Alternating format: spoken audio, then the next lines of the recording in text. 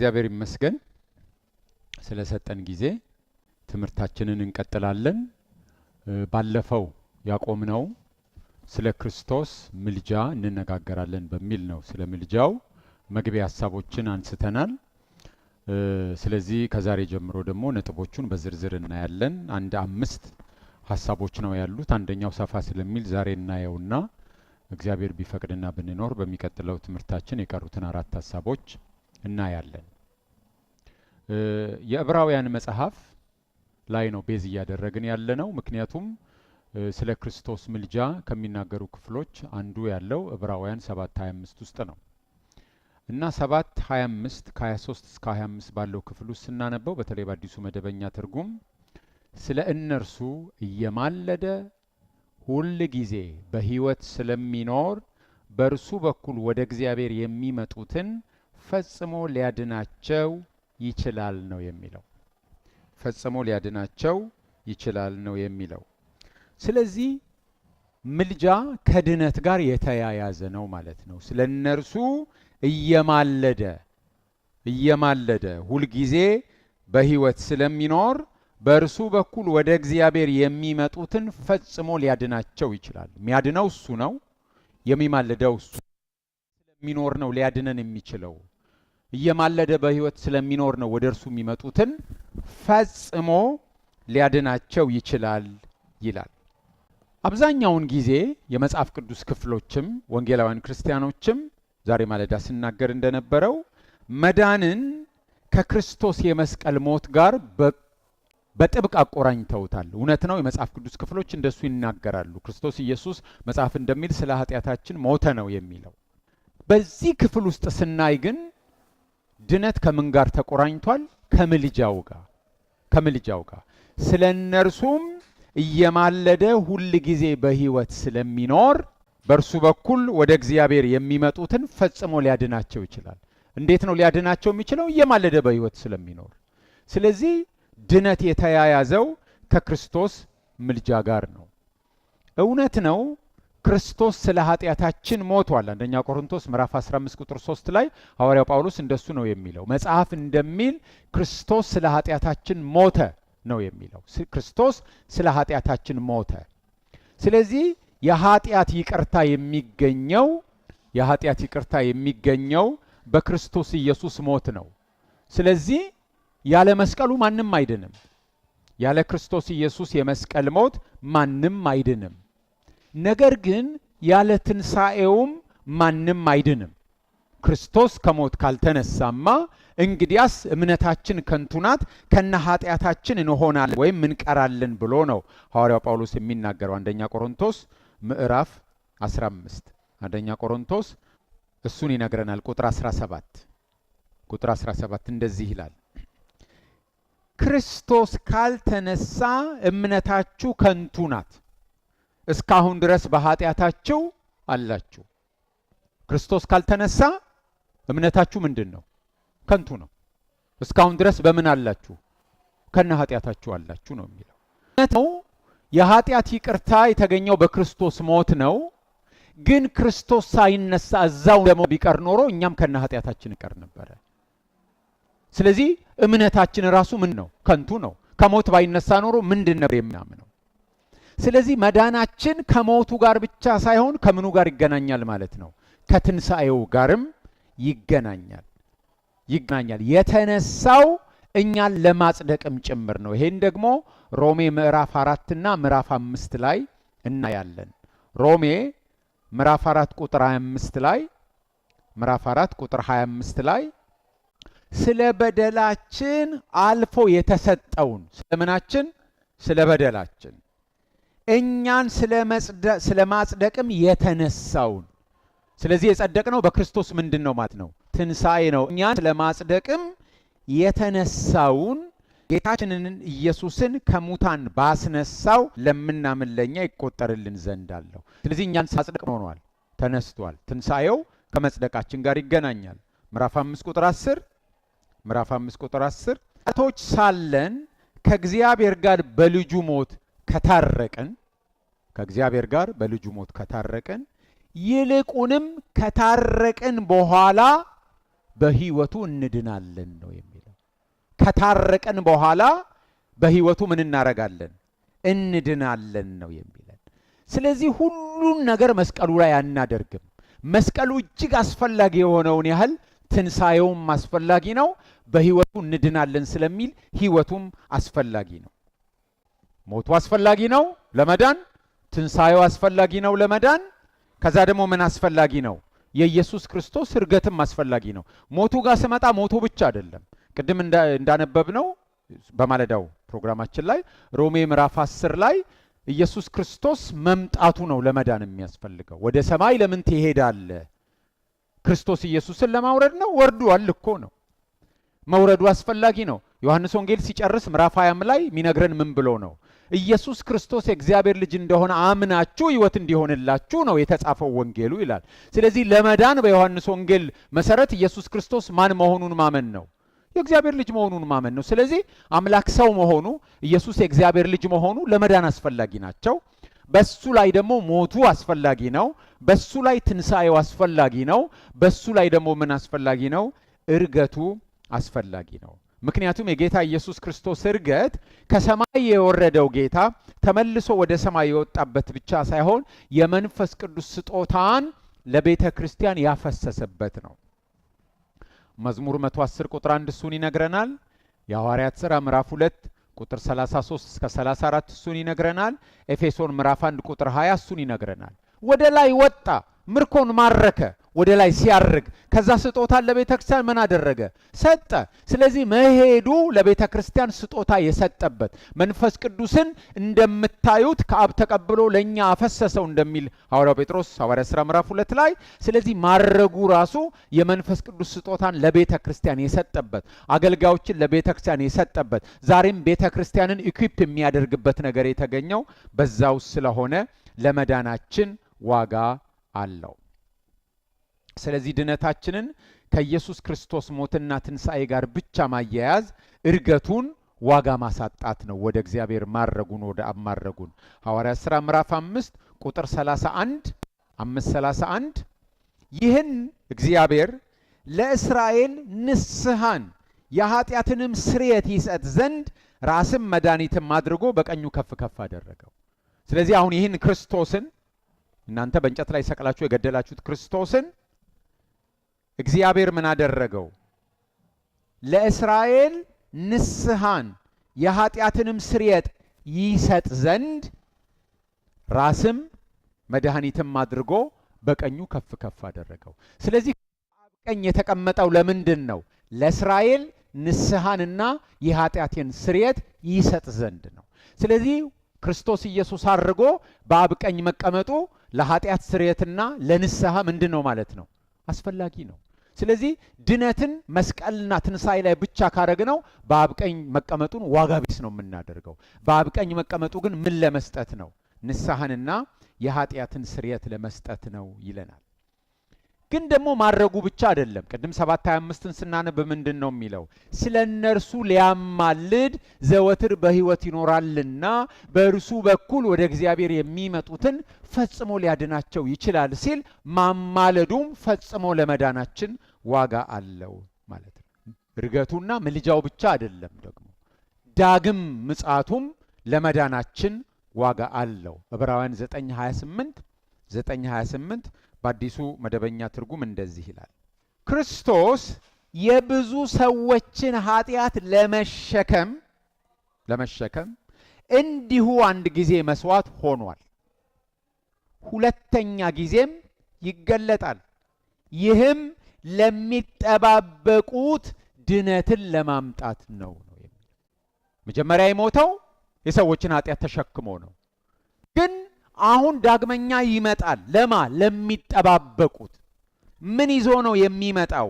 ለሚጠባበቁት ምንን ለማምጣት ነው? ድነትን ለማምጣት ነው ይላል። ስለዚህ ዳግም ምጽአቱም ከምን ጋር ይገናኛል ማለት ነው?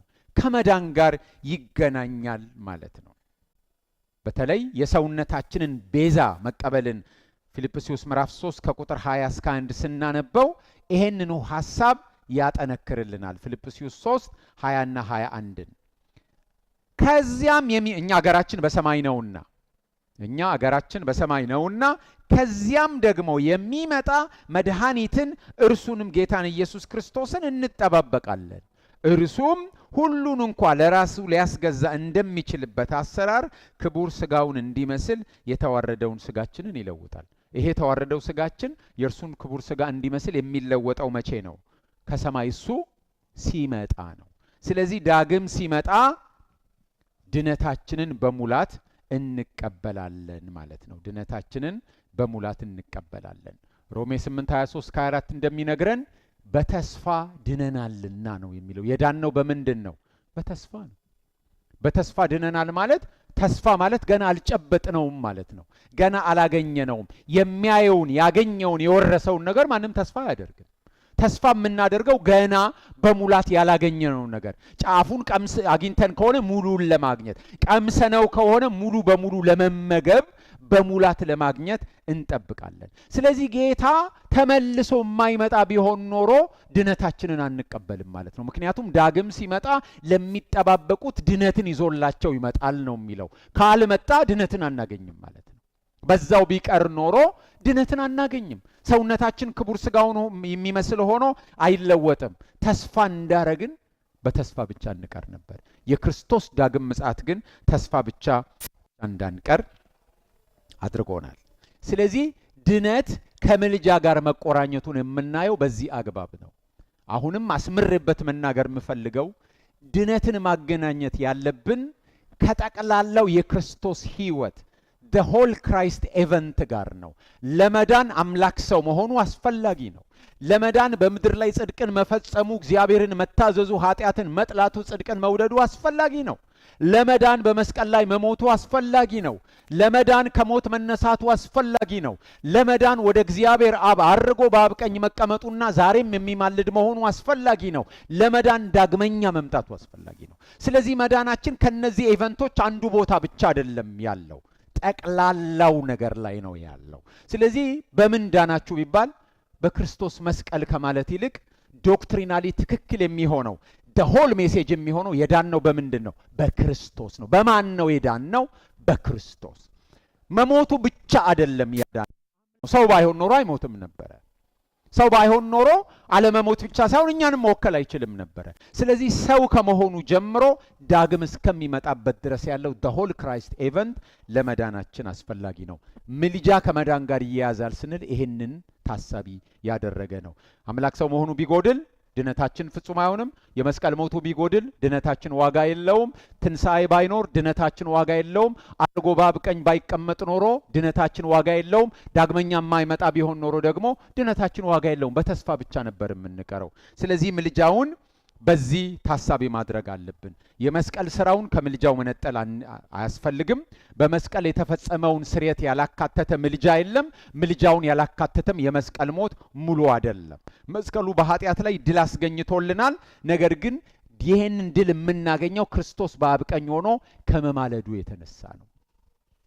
ብዙውን ጊዜ ወንጌላውያን ክርስቲያኖች ድነትን በፓስቴንስ ብቻ በኃላፊ ጊዜ ብቻ ነው የምናስበው። መጽሐፍ ቅዱስ ግን ድነትን በፓስቴንስ ያቀርባል። እውነት ነው። ሃቭ ቢን ሴቭድ ይላል።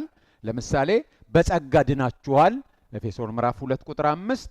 ጸጋው በእምነት አድኗችኋል፣ ኤፌሶን 2:8። ያዳነን በቅዱስም አጠራር የጠራን እግዚአብሔር፣ ሁለተኛ ጢሞቴዎስ 1:9። በመንፈስ ቅዱስ በመታደስ አዳነን፣ ቲቶ 3:5። እነዚህ ዊ ሃቭ ቢን ሴቭድ ነው የሚለው። ያለቀ ያለፈ ነገር መሆኑን ነው የሚነግሩ። ቀጥሎ ደግሞ መጽሐፍ ቅዱስ ድነትን ፕሬዘንት ቴንስ ፕሬዘንት ኮንቲኒየስ አድርጎ የአሁን ጊዜ አድርጎ ያቀርበዋል። አር ቢንግ ሴቭድ ብሎ ያቀርበዋል። አር ቢንግ ሴቭድ። የመስቀሉ ቃል ለሚጠፉት ሞኝነት፣ ለእኛ ለምንድን አር ቢንግ ሴቭድ ግን የእግዚአብሔር ኃይል ነው።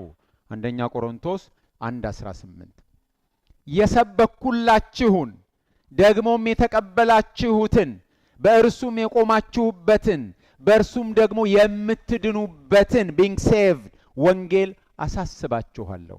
አንደኛ ቆሮንቶስ 15:1-2 በሚድኑቱ ፎር ዞስ ሁ አር ቢንግ ሴቭድ፣ በሚጠፉቱ ዘንድ ለእግዚአብሔር የክርስቶስ መዓዛ ነን፣ በሚድኑቱና በሚጠፉቱ ዘንድ ለእግዚአብሔር የክርስቶስ መዓዛ ነን። ምዕራፍ 2 ቁጥር 15 መጽሐፍ ቅዱስ ድነትን የወደፊት ጊዜ አድርጎ ዊል ቢ ሴቭድ ብሎ ደግሞ ይናገራል። ወንጌላት ማቴዎስ 10:22 24:13 ላይ ማርቆስ 13:13 ጌታችን ሲናገር ምን አለ? እስከ መጨረሻ የሚጸና ግን እርሱ ይድናል። እስከ መጨረሻ ዊል ቢ ሴቭድ ምን ከሆነ? ከጸና። መንገዱን ከጀመረ አይደለም፣ ከጸና። ቅድም ያነበብነው ሮሜ 5:9 እስከ 10 በደሙ ከጸደቅን በእርሱ ከቁጣው እንድናለን፣ ከታረቅን በኋላ በሕይወቱ እንድናለን ብሎ ሲናገር ዊል ቢ ሴቭድ ብሎ ነው የሚናገረው። ሙሉ የመጽሐፍ ቅዱስ አስተምሮ እንደዚህ ነው። ድነናል፣ እየዳንን ነው፣ እንድናለን ነው። ስለዚህ ድነናል ሲል ምን ማለቱ ነው? አውዱ ግንዛቤ ውስጥ መግባት አለበት። እየዳንን ነው ሲል ምን ማለት ነው? እንድናለን ሲል አውዱ ግንዛቤ ውስጥ መግባት አለበት። ይህን ካለማስተዋል የተነሳ ሁሉ ነገር ያበቃ የተጠናቀቀ አድርጎ የመውሰድ ዝንባሌ በወንጌላውያን ክርስቲያኖች ዘንድ አለ። ድነት የአሁን ጊዜ ነው። አሁን እየዳንን ነው። አንደኛ ጴጥሮስ 1:9 በአዲሱ መደበኛ ትርጉም ቅድም የእምነታችሁን ፍጻሜ እርሱም የነፍሳችሁን ድነት እየተቀበላችሁ ነውና። አሁን የእምነታችንን ፍጻሜ እርሱም ደግሞ የነፍሳችንን ድነት ምን እያደረግን ነው? እየተቀበልን ነው። አሁን እየተቀበልን ነው ያለ ነው ማለት ነው። ቅድም እንዳነበብነው በደሙ ከጸደቅን በእርሱ ከቁጣው እንድናለን፣ ጠላቶች ሳለን ከእግዚአብሔር ጋር በልጁ ሞት ከታረቅን፣ ይልቁንም ከታረቅን በኋላ በሕይወቱ እንድናለን የሚለው የድነትን ኃላፊ ጊዜ እና የወደፊት ጊዜ በአንድነት አቆራኝቶ ይገልጻል። ሮሜ 5:9 እስከ 10 አሁን በደሙ ከጸደቅን በእርሱ ከቁጣው እንድናለን፣ ጠላቶች ሳለን ከእግዚአብሔር ጋር በልጁ ሞት ከታረቅን፣ ይልቁንም ከታረቅን በኋላ በሕይወቱ እንድናለን ሲል ያለፈውን ከሚመጣው ጋር አቆራኝቶ ነው እየገለጸ ያለው። ይሄ ክፍል ፓስቴንስ አለው ያለፈ፣ አሁን ደግሞ ወደፊት የሚመጣ አለ። ድነት እነዚህን ሁሉ ያማከለ ነው፣ እነዚህን ሁሉ ያያያዘ ነው። ስለ ምልጃ ስናስብ ይሄን ግምት ውስጥ መክተት ይኖርብናል ማለት ነው። እንድናለን የሚለው የወደፊት ጊዜ መቼ ከተባለ የክርስቶስን ዳግም ምጽአት ታሳቢ የሚያደርግ ነው። ታሳቢ የሚያደርግ ሐዋርያው ጳውሎስ በሮሜ 13:11 ላይ ምን ይላል? ካመንበት ጊዜ ይልቅ መዳናችን ዛሬ ወደኛ ቀርቧል። ሮሜ 13:11 ካመንበት ጊዜ ይልቅ ዛሬ መዳናችን ቀርቧል። ስለዚህ ወዴት እየቀረብን ነው? ካመንበት ጊዜ ይልቅ። ስለዚህ መዳናችን የቱ ጋር ነው ያለው ማለት ነው? ከፊት ነው ያለው ማለት ነው፣ ከኋላ አይደለም። ከኋላ ቢሆን ኖሮ እየራቀነው ነበር የምንሄደው። አሁን ግን ከፊት ነው ማለት ካመንበት ጊዜ ይልቅ ዛሬ መዳናችን ቀርቧል። ስለምንድን ነው እየተናገረ ያለው? ስለ ጌታ ኢየሱስ ክርስቶስ ዳግም ምጽአት ነው። ሲመጣ የምንቀበለው ድነት አለ። ሐዋርያው ጴጥሮስም በመጀመሪያ መልእክቱ የመጀመሪያ ምዕራፍ ቁጥር 5 ላይ ምን ይላል? በመጨረሻው ዘመን ይገለጥ ዘንድ ለተዘጋጀ መዳን በእምነት በእግዚአብሔር ኃይል ለተጠበቃችሁ ለእናንተ ይላል። መቼ ነው የሚገለጠው? በመጨረሻው ዘመን ምን ይሆናል? ይገለጣል። ምኑ? መዳን በመጨረሻው ዘመን ይገለጥ ዘንድ ለተዘጋጀ መዳን ምን ለሆናችሁ? በእግዚአብሔር ምን ላላችሁ? ለተጠበቃችሁ። ስለዚህ እግዚአብሔር እኛን እየጠበቀን ያለን ለመቼ ነው? በመጨረሻው ዘመን ለሚገለጠው መዳን። ስለዚህ ገና ነው፣ አልተገለጠም ማለት ነው። አትሊስት በሙላት አልተገለጠም። ስለዚህ መጽሐፍ ቅዱስን ስናነብ በእነዚህ በሶስቱ መንገዶች የተገለጠውን ሚዛናችንን ጠብቀን ነው ማመን ያለብን። ስለዚህ እነዚህን ሁሉ ታሳቢ እናደርጋለን። በተለይ ወንጌላውያን ክርስቲያኖች በጣም የምንወደው ፓስቴንሱን ነው። በቃ ድነናል፣ ጨርሰናል ነው የምንለው እና ከኦርቶዶክሳውያን ጋር አንድ ግራ የሚያጋባቸው ነገር ይሄ ነው። እንዴት ነው ድነናል ብላችሁ የምትጨርሱት? ገና የሚያድነውን እግዚአብሔር ነው የሚያውቀው። ገና ወደፊት ነው። ምን አይነት ተአብዮ ነው? የበቁ የነቁ እነሱ እንኳን እንደዚህ አይሉም። አቤት ድፍረት ይላሉ። እኛ ደግሞ በተራችን ገና እግዚአብሔር የሚያድነውን ያውቃል ወደፊት ምናምን ሲሉ ስንሰማ አቤት በቃ ልባቸው አላረፈም፣ ገና እንደተንጠለጠሉ ነው። ይዳኑ አይዳኑ በቃ ኮንፊደንስ የላቸውም። ግራ የተጋባ ክርስቶስ ሞቶ አብቅቶ እያለ ምንድን ነው የምንለው? የሁላችንም ግማሽ እውነት ነው። እኛ ፓስቴንሱን ያዝን አላፊ ጊዜውን፣ እነሱ ወደፊቱን ጊዜ የያዙ። መጽሐፍ ቅዱስ ግን የሚናገረው ሶስቱንም ነው። ድነናል፣ እየዳንን ነው፣ እንድናለን በማለት ነው የሚናገረው። የዕብራውያን ጸሐፊ ድነትን በአላፊ ጊዜ ያቀረበባቸው ቦታዎች አሉ። ለምሳሌ ዕብራውያን 6 ከ4 እስከ 6 ስናነብ ዕብራውያን 6 ከ4 እስከ 6 ስናነብ አንድ ጊዜ ብርሃን የበራላቸውን ሰማያዊውን ስጦታ የቀመሱትን ከመንፈስ ቅዱስም ተካፋዮች ሆነው የነበሩትን ኃላፊ ጊዜ ነው አይደል? የነበሩትን መልካሙንም የእግዚአብሔር ቃልና ሊመጣ ያለው ዓለም ኃይል የቀመሱትን በኋላም የካዱትን እንደገና ወደ እነርሱን ማደስ የማይቻል ነው። ከላይ የዘረዘረው ግን ምንድን ነው? ኃላፊ ጊዜ ነው።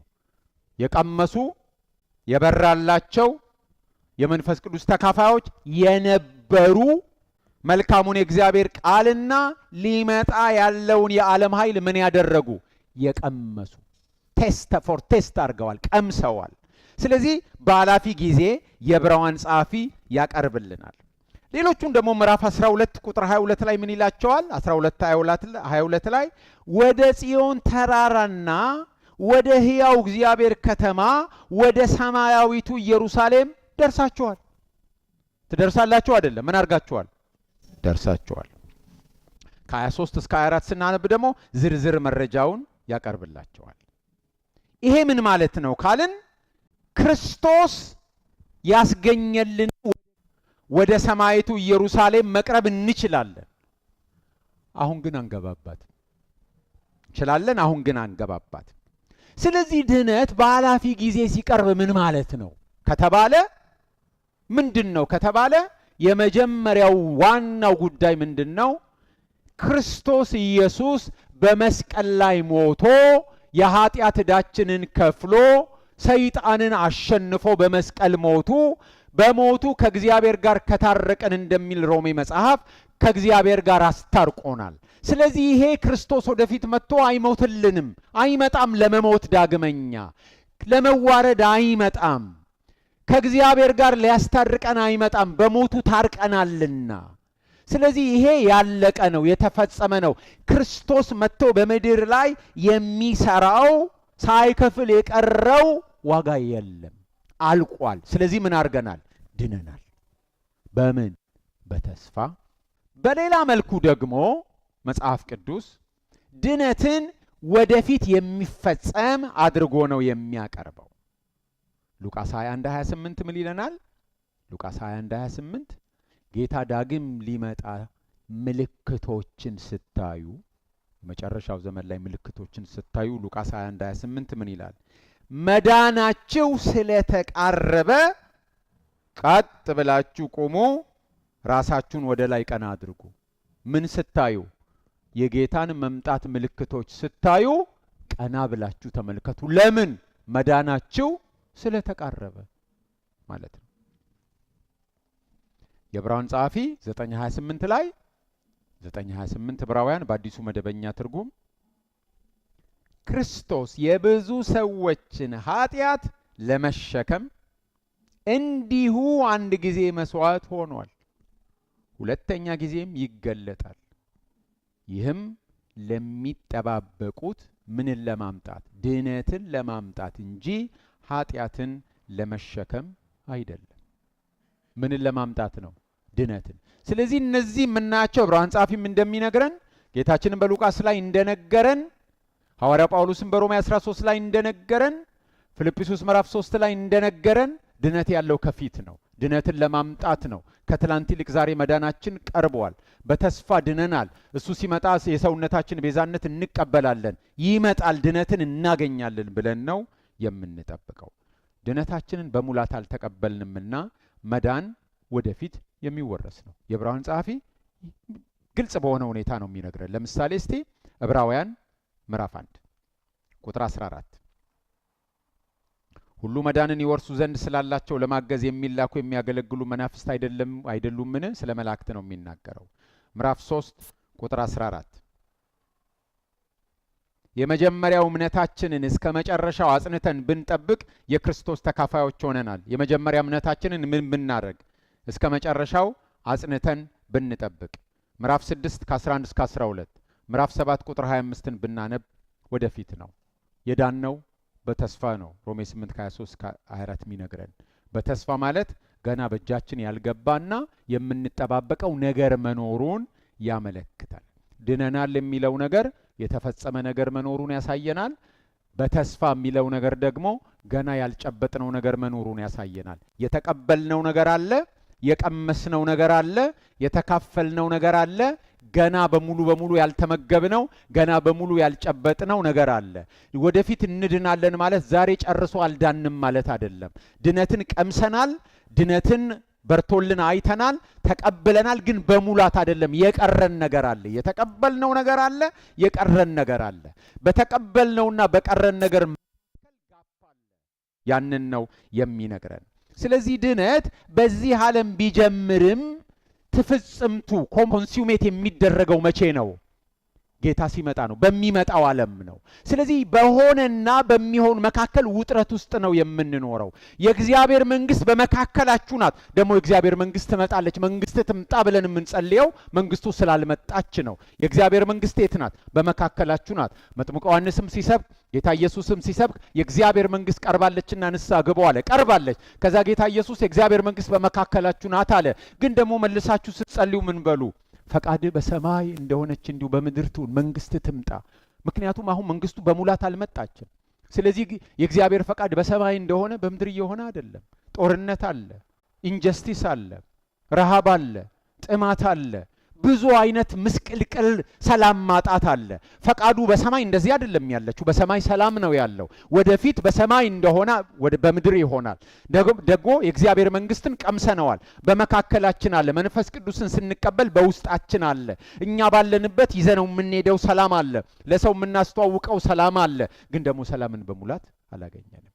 ስለዚህ ኦሬዲ በቴዎሎጂ ቋንቋ ኖት የት የሚባል አለ። በኦሬዲ በሆነው ባለቀው በቀመስነው ነገርና በሚመጣው በሚሆነው በምንጠብቀው መካከል ተወጥረን ነው ያለ ነው።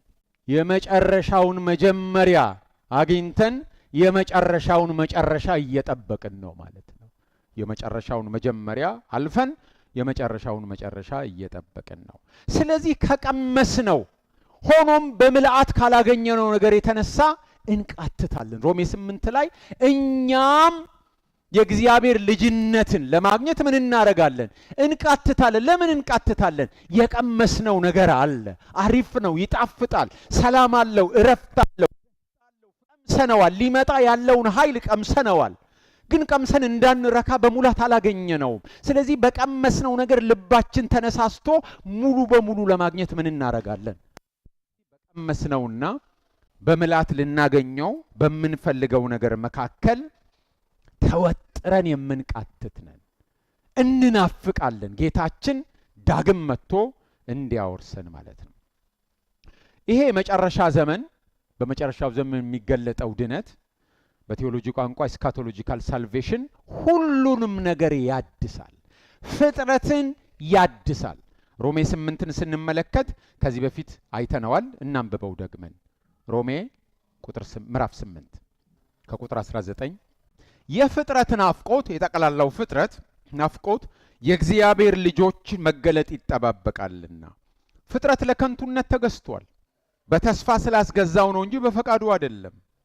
ተስፋውም ፍጥረት ራሱ ደግሞ ከጥፋት ባርነት ነፃነት ወጥቶ ለእግዚአብሔር ልጆች ወደሚሆን ክብር ነፃነት እንዲደርስ ነው። ፍጥረት ሁሉ እስካሁን ድረስ አብሮ በመቃተትና በምጥ መኖሩን እናውቃለን። ነገር ግን የመንፈስ በኩራት ያለን ራሳችን ደግሞ የሰውነታችን ቤዛ የሆነውን ልጅነትን እየተጠባበቅን ራሳችን በውስጣችን እንቃትታለን። በተስፋ ድነናልና። ነገር ግን ተስፋ የሚደረግበቱ ነገር ቢታይ ተስፋ አይደለም። የሚያዩንማ ማን ተስፋ ያደርገዋል? የማናየውን ግን ተስፋ ብናደርገው በትዕግስት እንጠባበቃለን ይላል።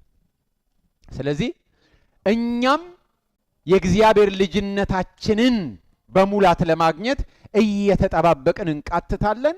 ይሄ ፍጥረት ለከንቱነት ለመበስበስ የተገዛው ፍጥረትም ከዚህ ከመበስበስ ወጥቼ ከጥፋት ባርነት ወጥቼ ነፃም ሆነው መቼ ነው እነዚህ እግዚአብሔር ልጆች በሙላት ልጅነታቸውን አግኝተው የሚገለጡት መቼ ነው ብሎ ፍጥረትም እየቃተተ ይጠብቃል፣ እያቃሰተ ይጠብቃል።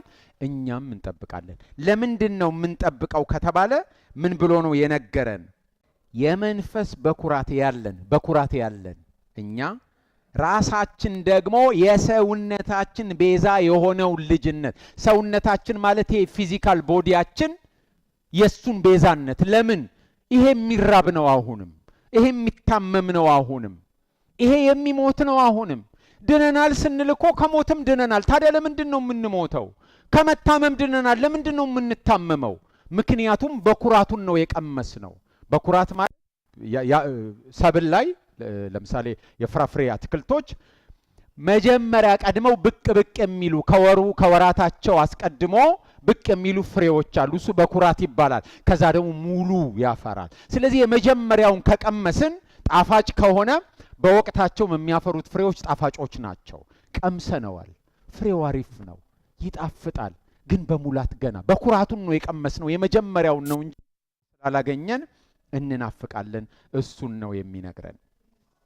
ስለዚህ ጌታ ሲመጣ ድነታችንን በሙላት ስለምንቀበል ሰውነታችንን በቅጽበተ ዓይን ይለወጣል። ጌታ ሲመጣ ድነትን በሙላት ስለምንቀበል ሰውነታችን በቅጽበተ ዓይን ይለወጣል። መዋቲ አንሆንም ወይም ሞርታል አንሆንም። ከዚህ በኋላ ኢመዋቲ ወይም ኢሞርታል ነው የምንሆነው። የማንሞት ነው የምንሆነው። የማንታመም ነው የምንሆነው። የማናዝን ነው የምንሆነው። የማናለቅስ ነው የምንሆነው። እሱ ብቻ አይደለም፣ ከእግዚአብሔር ጋር ፍጹም ህብረት የምናደርግ ነው የምንሆነው። የእግዚአብሔር ቤተሰቦች ነን። ከእግዚአብሔር ጋር ህብረት አለን። ግን መላእክት ከእግዚአብሔር ጋር እንደሚኖሩት እየኖርን አይደለም። መላእክት እግዚአብሔርን እንደሚያዩት እያየነው አይደለም። በእምነት ነው እንደምናየው፣ በተስፋ ነው የቀመስነው እንጂ ከእግዚአብሔር ጋር እንደሱ የምንኖርበት ቦታ አልደረስንም። በሰውና በእግዚአብሔር መካከል ያለው የተበላሸ ነገር በክርስቶስ ሞት ቢፈርስም መጀመሪያ የነበረውን ነገር ገና እኛ አላጣጣምንም፣ በሙላት አላገኘንም ማለት ነው። ስለዚህ የእግዚአብሔር መንግስት በሙላት ስትገለጥ ሰውነታችንን ቤዛነትን ሲቀበል ያን ጊዜ በሙላት ድነታችንን እንቀበላለን። የመዳን ጉዳይ የነፍስ ጉዳይ ብቻ ሳይሆን የሰው ሁለንተና ጉዳይ ነው። ነፍሳችን ብቻ አይደለም የምትድነው፣ ሁለንተናችን ነው፣ ስጋችንም ጨምሮ የሚድነው። በዚህ አግባብ ሲታይ የዕብራውያን ሰዎች ድነትን ቀምሰዋል። ምዕራፍ 6 ላይ እንዳነበብነው የቀመሱትን፣ ሊመጣ ያለውን ኃይል የቀመሱትን፣ የመንፈስ ቅዱስ ተካፋዮች የነበሩትን፣ ብርሃን የበራላቸውን እያለ ነው የሚናገረው። ድነትን ቀምሰዋል የዕብራውያን ጸሐፊዎች። ግን በምላት ሊያገኙት ይፈልጋሉ። ለዚህ እንዲበቁ ከነሱ የሚጠበቁ ብዙ ነገሮች አሉ። በቃ ድነናል ብለው እንዲቀመጡ አይደለም። ቀምሰዋል፣ ግን ማድረግ ያለባቸው ነገር አለ። ጸሐፊው እየዘረዘረ ነው የሚነግራቸው። ሊቀ ካህናታቸውን ኢየሱስን እንዲመለከቱ 3:1 ላይ ያዛቸዋል። በአስቸጋሪ ፈተናና መከራ ውስጥ በሚያልፉበት ጊዜ ተስፋቸውና እምነታቸውን አጽንተው እንዲጠብቁ ምዕራፍ 3 ቁጥር 6 ቁጥር 14 ላይ፣ ምዕራፍ 4 ቁጥር 14 ላይ፣ ምዕራፍ 10 ቁጥር 23 ላይ ይነግራቸዋል። ወደ ብስለት እንዲያድጉ ምዕራፍ 6 ቁጥር 1 ላይ ይነግራቸዋል። ጽናትና ትዕግስት አስፈላጊዎች መሆናቸውን ምዕራፍ 10 ቁጥር 36 እና 12 1 ላይ ይነግራቸዋል። ለምንድን ነው እነዚህን ሁሉ የሚነግራቸው ከተባለ ከሰሙት የመወሰድና የመንሸራተት አደጋ መኖሩን ምዕራፍ 2 ቁጥር 1 ላይ ይነግራል። ድነትን ቸሌ ማለት አደጋ አለ ምዕራፍ 2 ቁጥር 3 ላይ። የክህደት አደጋ አለ 3:12 ላይ። የልብ ድንዳኔና የልከኝነት አደጋ አለ 3:13 ላይ። ወደ እረፍቱ ያለ መድረስ አደጋ አለ ምዕራፍ 4 ቁጥር 1 ላይ። የሚናገረውን ችላ የማለት አደጋ አለ 12:25 ላይ። ሰዎች እምነታቸውን ጥለው ከኪዳኑ ማህበረሰብ ራሳቸውን ሊያጎድሉ ይችላሉ ምዕራፍ 4 ቁጥር 14። መሰብሰባቸውን ሊያቆሙ ይችላሉ አትተውም ይላቸው 10:25 ላይ። በፈቃዳቸው ኃጢአትን ሊያደርጉ ይችላሉ 10:26 ላይ። ድነትን ቀምሰዋል፣ መዳንን እየተጠባበቁ ነው በሙላት ለማግኘት። በመካከል ግን ብዙ አደጋዎች አሉ። አሁን የዘረዘርናቸው አደጋዎች አሉ። ሰዎች መሰብሰባቸውን ሊያቆሙ ይችላሉ። ሰዎች ወደ ኋላ ሊመለሱ ይችላሉ። ሰዎች ከሰሙት ነገር የመወሰድና የመንሸራተት አደጋ ሊኖርባቸው ይችላል። ሰዎች ሊክዱ ይችላሉ። አውቀው ኃጢአት ሊሰሩ ይችላሉ። ስለዚህ ጸንተው መቆም አለባቸው፣ መታገስ አለባቸው። ክርስቶስን ሊቀ ካህናታቸውን መመልከት አለባቸው። ወደ ጸጋው ዙፋን በእምነት መቅረብ አለባቸው። እነዚህን ሁሉ ነው የሚነግራቸው። የማይጠነቀቁ ከሆነ እስራኤላውያን በቃዴስ በርኔ የደረሰባቸው ይደርስባቸዋል። ምን ሆኑ እስራኤላውያን? ከግብፅ ወጡ። ከግብፅ የወጣው ሕዝብ ግን ወደ እረፍቴ አይገቡም ብሎ ማለና ወደ እረፍቱ አልገባም። ዕብራውያን ጻፊ የሚነግራቸው እንደዚህ ነው። ከግብፅ የወጣው ሕዝብ ወደ እረፍቱ አልገባም፣ በምድረ በዳ ነው የቀረው። ስለዚህ አሁንም ያመናችሁ ሰዎች ተጠንቅቃችሁ የማትራመዱ ከሆነ እነዚህ ሁሉ አደጋዎች እያሉ ድነናል፣ ድነትን ቀምሰናል ብቻ ብላችሁ በሙላት ሳታገኙት በእነዚህ አደጋዎች ከተደናቀፋችሁና ከወደቃችሁ በምድረ በዳ ልትቀሩ ትችላላችሁ ነው የሚላቸው። የእስራኤል ሕዝብ ከግብፅ እንዲወጣ የእግዚአብሔር ሐሳብ ነው። የእስራኤል ሕዝብ ከግብፅ ወጥቶ ከነዓን እንዲገባ የእግዚአብሔር ሐሳብ ነው። የእስራኤል ሕዝብ ከግብፅ ወጥቶ በምድረ በዳ ተንከራቶ በምድረ በዳ እንዲረግፍና በምድረ በዳ እንዲቀር ግን የእግዚአብሔር ሐሳብ አልነበረም። የሆነው ግን እንደሱ ነው። ከግብፅ ወጡ፣ በምድረ በዳ ቀሩ። ባለመታዘዛቸው ምክንያት መሆኑን ዘኍልቍ ምዕራፍ 13 እና 14ን ማንበብ ይቻላል። ባለመታዘዛቸው ምክንያት ስላልታዘዙበት ቀን አንዱ ቀን በዓመት ተለውጦ ነው የተቀጡት። ስለዚህ ከግብፅ ባርነት ነፃ ቢወጡም በምድረ በዳ ወድቀው ቀርተዋል። ከባርነት ነፃ መውጣት የድነት አንድ አካል ነው እንጂ ጠቅላላው ድነት አይደለም። ከግብፅ መውጣት የእግዚአብሔር ሕዝብ የሚዋጅበት አንዱ መንገድ ነው እንጂ ደሆል ስቶሪ እሱ አይደለም። ወጥተዋል፣ ግን በምድረ በዳ ነው የቀሩት። ጠቅላላው ነገር ከግብፅ መውጣት ብቻ ሳይሆን በተስፋይቱ ምድር መገኘት ነው። ስለዚህ መዳን ከኃጢአት ባርነት ነፃ መውጣት ብቻ ሳይሆን ወደ ተስፋይቱ ምድር መግባት ነው ማለት ነው። ስለዚህ የዕብራውያን ጸሐፊ እነዚህን ሁሉ ታሳቢ ያደርጋል። ኢየሱስ የሞተው ከኃጢአት ባርነት ነፃ ሊያወጣን ነው። ስለዚህ ከኃጢአት ባርነት ነፃ ወጥተናል። የቃል ኪዳኑ ማህበረሰብ አካል ሆነናል። በዚህ መልኩ ወደ ተስፋይቱ ምድር ለመግባት እየተጓዝን ነው። እኛ ተጓዦች ነን። ገና አልደረስንም፣ አልገባንም። ገና ምን እያደረግን ነው? እየተጓዝን ነው ያለ ነው። ወደ ረፍቱ ለመግባት እየተጓዝን ነው። የረፍቱ ምድር ውስጥ ለመግባት እየተጓዝን ነው። እስከ መጨረሻው ጸንተን ከተጓዝን፣ ከታዘዝን፣ በእምነታችን ከጸናን ወደ ተስፋይቱ ምድር እንገባለን። ወደ ሰማይቱ ከተማ መግባት ድነት ነው። እናም ወደዚያ የሚያስገባንንና ድነታችንን የሚሰጠንን አዳኛችን ኢየሱስ ተመልሶ እንዲመጣ እንጠብቃለን። ለኛ የተስፋይቱ ምድር ምድራዊ ርስት አይደለች፣ ሰማያዊ ርስት ናት። የእግዚአብሔር መንግስት በመጨረሻ የምትወረስ ናት። አንደኛ ቆሮንቶስ ምዕራፍ 6 ከ9 እስከ 10 እና 15:50 ገላትያ 5:21 የሚነግሩን በመጨረሻ የምትወረስ ናት። ይህ የውርስ ጉዳይ የተስፋይቱን ምድር የመውረስ ምሳሌ ሆኖ በነቢያት በተደጋጋሚ ሲገለጥ ነበር። ለምሳሌ ኢሳይያስ 57:13 ኢሳይያስ 57:13 በእኔ የታመነ ግን ምድሪቱን ይገዛል፣ የተቀደሰውንም ተራራይን ይወርሳል። በብሉይ ኪዳን የራሱ ተፈጻሚነት ቢኖረውም በአዲስ ኪዳን ስንወስደው ይሄንን እየነገረን ያለው ስለ መጨረሻው ዘመን ነው። ምዕራፍ 60 ቁጥር 21 የእጄ ሥራ የምትሆን ምድሪቱን ለዘላለም ይወርሳሉ፣ ሕዝብሽ ሁሉ ጻድቃን ይሆናሉ ይልና ይወርሳሉ እያለ ይናገራል።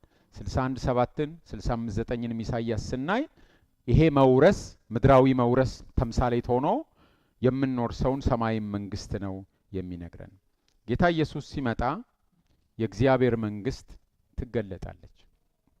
የእግዚአብሔር መንግስት አሁን በሙላት አልተገለጠችም።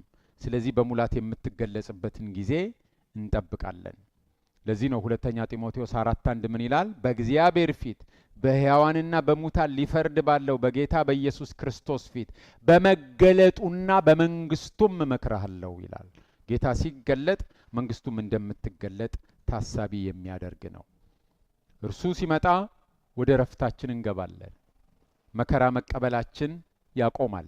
ሁለተኛ ተሰሎንቄ የሚነግረን እሱን ነው። ሁለተኛ ተሰሎንቄ 1:5 ስለ እርሱ ደግሞ መከራ ለምትቀበሉለት ለእግዚአብሔር መንግሥት የምትበቁ ሆናችሁ ትቆጠሩ ዘንድ እያለ ይናገራል። ስለዚህ መከራ እየተቀበልንለት ነው ያለው ለእግዚአብሔር መንግሥት ትበቁ ዘንድ ነው የሚለው፣ ወይም የምትበቁ ሆናችሁ ትቆጠሩ ዘንድ ይላል። እስከዛ በመከራ እናልፋለን። በመከራ ስለምናልፍ ትዕግስት ያስፈልገናል። እስራኤላውያን እግዚአብሔርን ባለመታዘዛቸው በምድረ በዳ ተንከራተቱ። ዕብራውያን ምዕራፍ 3 ከ15 ጀምሮ እስከ ምዕራፍ 4:7 የሚነግረን ይሄንን ነው። ከምዕራፍ 3 ቁጥር 15 እስከ ምዕራፍ 4 ቁጥር 7 ድረስ ይሄንኑ ነው የሚነግረን። ተንከራታችነታቸው የእግዚአብሔር እቅድ አልነበረም። እኛም ተንከራታቾች አይደለንም፣ ጌታን ጠባቂዎች ነን። የዕብራውያን ጸሐፊ በምድረ በዳ የሚንከራተት ሕዝብ አይደለም እየሳለልን ያለው፣ እነሱ ባለማመናቸው ምክንያት ነው። እኛ ግን ያለነው ከግብጽ ወጥተን ወደ ከናን እየተጓዝን ያለንን፣ እየተንከራተትን አይደለም። የተንከራተቱት በኃጢአታቸው ምክንያት እግዚአብሔር ፈርዶባቸው ነው።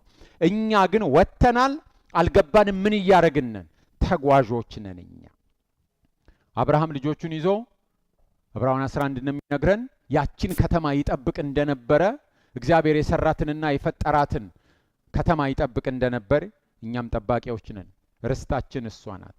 እንግዲህ አማኞች ከግብጽ በወጡ ነገር ግን ወደ ከናን እየተጓዙ ባሉ እስራኤላውያን ነው የምንወከለው። ዕብራውያን ምዕራፍ 4 ከ16 እስከ 19፣ አንደኛ ቆሮንቶስ 10 ከ1 እስከ 13 እሱን ነው የሚነግረን። ወጥተናል ከግብጽ፣ ተጓዦች ነን። ወደ ተስፋይቱ ምድር ገና አልገባንም፣ ወደ ረፍቱ አልገባንም። በጥንቃቄ ነው መጓዝ ያለብን። ይሁነኝ ብሎ ኃጢአት መስራት፣ አውቆ መዳፈር ዋጋ ያስከፍላል። ዕብራውያን ምዕራፍ 6 ዕብራውያን ምዕራፍ 10 እሱን ነው የሚነግረን። ማስጠንቀቂያ ያለው ዋርኒንግ ፓሴጅስ አሉ። ወጥታችኋል ከግብጽ፣ የተንከራተታችሁ አይደለም፣ ተጓዦች ናችሁ። ወደ ረፍቱን እየተጓዛችሁ ያላችሁት። ድካሞች ሊኖሩ ይችላሉ። ልክ እንደናንተው በድካም ያለፈ ሊቀ ካህናት አለን። በተፈተናችሁበት ፈተና ሁሉ የተፈተነ የሚራራ ሊቀ ካህናት አለ። ስለዚህ አይዟችሁ፣ ይማልድላችኋል፣ አይዟችሁ። ግን ይሁነኝ ብሎ በድፍረት መስመር ማለፍ አያዋጣም ነው የሚለው። ለጥቂት አማኞች አይደለም፣ ለጠቅላላው ነው የሚናገረው። ቢያንስ 3 ቦታዎችን እናንብብ። ዕብራውያን 4 እስከ 6 ቅድም ያነበብ ነው። አንድ ጊዜ ብርሃን የበራላቸውን ሰማያዊውን ስጦታ የቀመሱትን ከመንፈስ ቅዱስ ተካፋዮች ሆነው የነበሩትን መልካሙንም የእግዚአብሔር ቃልና ሊመጣ ያለውን ኃይል የቀመሱትን በኋላም የካዱትን እንደገና ለንስሐ እነርሱን ማደስ የማይቻል ነው። ለራሳቸው የእግዚአብሔር ልጅ ይሰቅሉታል፣ ያዋርዱታልም። ማስጠንቀቂያ ነው። ምዕራፍ 10 ከቁጥር 26 እስከ 27 10 ከ26 እስከ 27 በአዲሱ መደበኛ ትርጉም የእውነትን ዕውቀት ከተቀበልን በኋላ ሆን ብለን በኃጢአት ጸንተን ብንመላለስ፣ ሆን ብለን ከእንግዲህ ለኃጢአት የሚሆን ሌላ መስዋዕት አይኖርም፣ የሚቀረው ግን የሚያስፈራ ፍርድና የእግዚአብሔርን ጠላቶች የሚበላ ብርቱ እሳት መጠበቅ ብቻ ነው። የእውነትን ዕውቀት ከተቀበልን በኋላ ሆን ብለን በኃጢአት ጸንተን ብንመላለስ፣ በኃጢአት የመውደቅ ያለ መውደቅ ሳይሆን ጸንተን ላይፍ ስታይላችን አድርገን ብንኖር። ምዕራፍ 12 ከቁጥር 15 እስከ 17 12 ከ15 እስከ 17 የእግዚአብሔር ጸጋ ለማንም እንዳይጎድለው ብዙዎችም የሚረክሱበት አንድ መራራ ስር ወደ ላይ በቅሎ እንዳያስጨንቀው ሴሰኛም የሚሆን እንዳይገኝ ወይም ስለ አንድ መብል በኩርነቱን እንደሸጠ እንደ ኤሳው ለዚህ ዓለም የሚመች ሰው እንዳይሆን ተጠንቀቁ። ከዚያ በኋላ እንኳ በረከቱን ሊወርስ በወደደ ጊዜ እንደ ተጣለ ታውቃላችሁና በእንባ ተክቶ ምንም ቢፈልገው ለንስሐ ስፍራ አላገኘምና ያስጠነቅቃል። እነዚህን የሚመሳሰሉ ግልጽ አደጋዎች በመኖራቸው ይሁነኝ ብሎ ጌታን መዳፈርና በእርሱ ላይ ማመጽ አያዋጣም። ይልቁን በመታዘዝ እስከ መጨረሻው በመጽናት የጌታን ዳግም ምጽአት በመጠበቅ ሙላታችንን፣ ድነታችንን ይቅርታ በሙላት ለመቀበል እንችላለን። በመጀመሪያ የነበረንን እምነት እስከ መጨረሻው አጽንተን ብንይዝ ከክርስቶስ ጋር ተካፋዮች እንሆናለን ብሏል 3:14 ላይ በአዲሱ መደበኛ ትርጉም። ስለዚህ የክርስቶስ ተካፋይነት ማለት ወደፊት የምንቀበለውን የማይናወጥ መንግስት አመልካች ነው። 12:28 ወደ እግዚአብሔር እረፍት የምንገባው ያኔ ነው። ወደ እረፍቱ ለመግባት የተሰጠው ተስፋ አሁንም የተጠበቀ ስለሆነ ይላል 4:1 ላይ እኛ ሲያመንን ወደ እረፍቱ እንገባለን። አሁን ግን ገና አልደረስንም። በእርግጥ በክርስቶስ መስዋዕትነት ከእግዚአብሔር ጋር የታረቁ ሁሉ እንደሚገቡ ኪዳን አላቸው፣ ዋስትና አላቸው። እግዚአብሔር ለኪዳኑ ታማኝ ነው። ለኪዳኑ ታማኞች ያልሆኑት እስራኤላውያን ግን በምድረ በዳ እየተንከራተቱ ቀርተዋል። ታዲያ በመንገድ እንደማንቀር ማረጋገጫው ምንድን ነው? ከግብፅ ወጥተናል፣ እየተጓዝን ነው፣ አልገባንም፣ አስፈሪ ነገሮች አሉ፣ በምድረ በዳ መቅረት አለ። ዋስትናችን ምንድን ነው ስንል እዚህ ጋ ነው ምልጃው ሴንስ የሚሰጠው። በአብ ቀኝ ሆኖ ስለኛ የሚማልደው ክርስቶስ በእነዚህ ሁሉ አስቸጋሪ ጎዳናዎች ላይ፣ በእነዚህ ሁሉ ፈታኝ መንገዶች ላይ ተራክፈን እንዳንቀር፣ ወድቀን እንዳንቀር የክርስቶስ ምልጃ አጽንቶ ያቆመንና ለእረፍታችን ያበቃናል። ወደ እግዚአብሔር መንግሥት ለመግባት ያበቃናል። ዋስትናችን እርሱ ነው። ቅዱስና ኃጢአት የሌለበት ከኃጢአተኞች የተለየ በሰማይ ከፍ ከፍ ያለ ሊቀ ካህናታችን የማይለወጥ ክህነት ያለው እሱ ይማልድልናል። ስለዚህ በምድረ በዳ ወድቀን አንቀርም። ዩሲ ዋስትናችን እኛ አይደለንም። እንደምንም ብዬ ገባለው አይደለም። ተሟሙቼ ተጋግጬ ምናምን ራሴን በቃ አበረታትቼ ገባለው አይደለም። የሚያስገባን የክርስቶስ ምንድነው? ምልጃ ነው። ድነትን የቀመስነው በክርስቶስ ነው፣ በሞቱ ጸንተን የምንገባው በክርስቶስ ነው፣ በምልጃው ድነትን በሙላት የምንቀበለው በክርስቶስ ነው፣ ዳግም በመምጣቱ። ስለዚህ እንዴት አርገ ነው ልበ ሙሉ የሆንከው? እንዴት አርገ ነው እንደዚህ በቃ ያለ ፍርሃት ያለ ስጋት ወየው ቀለጥኩ ሳትል የምትራመደው ከተባለ ከክርስቶስ ምልጃ የተነሳ ልባችን በእምነት ተሞልቶ፣ ልባችን በተስፋ ተሞልቶ በልበ ሙሉነት በእግዚአብሔር ፊት በነጻነት እየተራመድን መኖር እንችላለን። በእኛ ጥረት አይደለም፣ በእኛ ግረት አይደለም። በእምነታችን ጸንተን ወደ እረፍቱ ስንገባ ያኔ እግዚአብሔር ከስራው እንዳረፈ እኛም እናርፋለን። አላረፍንም። አሁን ዕብራውያን ምዕራፍ 4 እሱን ነው የሚነግረን። ዕብራውያን ምዕራፍ 4 ቁጥር 10 ወደ እረፍቱ የገባ እግዚአብሔር ከስራው እንዳረፈ እርሱ ደግሞ ከስራው ያርፋል ነው የሚለው። እነዚህ ሰዎች ወደ እረፍቱ ለመግባት ተስፋ ቀርቶልናል። የዕብራውያን ጻፊ ቁጥር 1 ላይ ይነግራቸዋል። እነዛ ይልና እስራኤላውያን የሰሙት በእምነት ስላልተዋሃደ አልጠቀማቸውም። ስለዚህ ቁጥር 3 እንደሚነግረን ወደ እረፍት አይገቡም ብሎ ማለ። እግዚአብሔር ግን ቁጥር 4 ላይ ከስራው አርፏል። እነሱን ቁጥር 5 ላይ በድጋሚ ወደ እረፍት አይገቡም ብለዋል። ስለዚህ ቁጥር 6 ላይ አንዳንዶቹ በዛው በምድረ በዳ ቀሩ፣ ባለማመናቸው ጠንቅ ይላል። ቁጥር 7 ዛሬ ልባችሁን እልከኛ አታድርጉ ይላል። ቁጥር 8 ኢያሱ አሳረፏቸው ቢሆን ኖሮ ከዚህ በኋላ ስለሌላ ቀን ባልተናገረ ነበር። ስላላሳረፋቸው እየተነገረ ያለው አሁን ያለውን እውነተኛውን ረፍት፣ ምድራዊቱን ረፍት ሳይሆን ሰማያዊውን እንደሆነ ይናገራል። እንግዲህ ለእግዚአብሔር ሕዝብ እረፍት፣ የሰንበት እረፍት ቀርቶለታል። የሰንበት እግዚአብሔር ሰንበት የሆነው ከስራው ስላረፈ ነው። አሁን እኛ አላረፍንም። እግዚአብሔር ከስራው እንዳረፈ የምናርፈው ወደፊት ነው፣ ወደፊት ነው። ወደ እረፍታችን የምንገባው ከምድር ስራ ስናርፍ የምድር አገልግሎታችንን ስንጨርስ ነው። ራእይ 14:13 እሱን ሐሳብ ይነግረናል። ስለዚህ ዋስትናችን ማን ነው? የክርስቶስ ምልጃ ነው። ሐዋርያው ጳውሎስ በሮሜ 8:34 ላይ ይሄንን ታሳቢ አድርጎ ነው የሚነግረን። እግዚአብሔር የመረጣቸውን ማን ይከሳቸዋል? የሚያጸድቅ እግዚአብሔር ነው። የሚኮንንስ ማን ነው? የሞተው ይልቁንም ከሙታን የተነሳው በእግዚአብሔር ቀኝ ያለው ደግሞም ስለኛ የሚማልደው ክርስቶስ ኢየሱስ ማን ይከሰናል? ማን ይኮንነናል? የሞተው ስለ ኃጢአታችን፣ የተነሳው ያረገው በአብ ቀኝ ተቀምጦ ስለኛ የሚማልደው ክርስቶስ ነው። ማን ሊኮንነን ይችላል? ስለዚህ የምንኖረው በልበ ሙሉነት ነው። በአንድ በኩል እዛው ሮሜ 8 ላይ ወደ ቁጥር 13 ስንሄድ እንደ ሥጋ ፈቃድ የሚመላለሱ የሞት አደጋ እንዳለባቸው ይነግራቸዋል። ዘላለማዊ ሞትን ነው የሚናገረው። እንደ ሥጋ ፈቃድ መመላለስ ሞት አለበት ይላል። ቁጥር 17 ላይ ደግሞ በመከራ ስለ መጽናት ይናገራል። ከዛ ደግሞ ምዕራፍ 5 ላይ ምዕራፍ 8 ላይ ክርስቶስ ወይም እግዚአብሔር በክርስቶስ ለኛ ያደረገውን ይነግረናል። ስለዚህ አደጋ አለ። እንደ ሥጋ ፈቃድ መመላለስ ሞት ያስከትላል።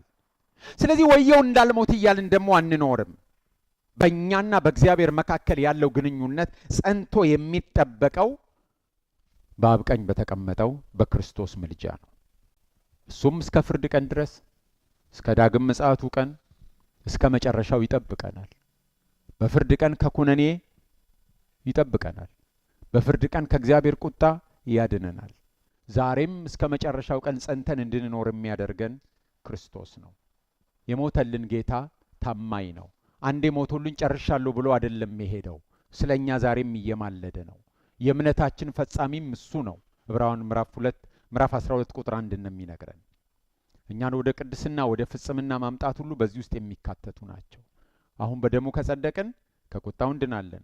ጠላቶች ሳለን ከእግዚአብሔር ጋር በልጁ ሞት ከታረቅን፣ ይልቁንም ከታረቅን በኋላ በሕይወቱ እንድናለን። አሁን ያለው ሕይወት ራሱ ለመዳናችን ዋስትና ነው ማለት ነው።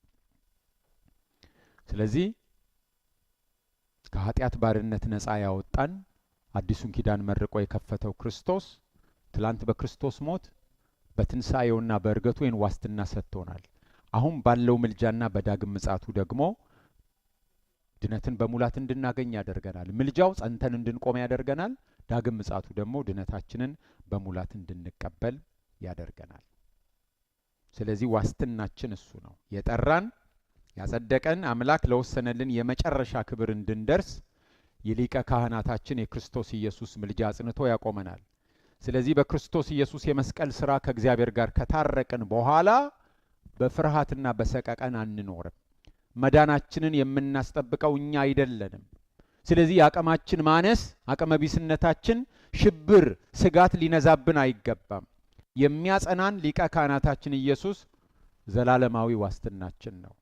በዚህ መልኩም ለድነት እንበቃለን። የጌታ ስም ብሩክ ይሁን።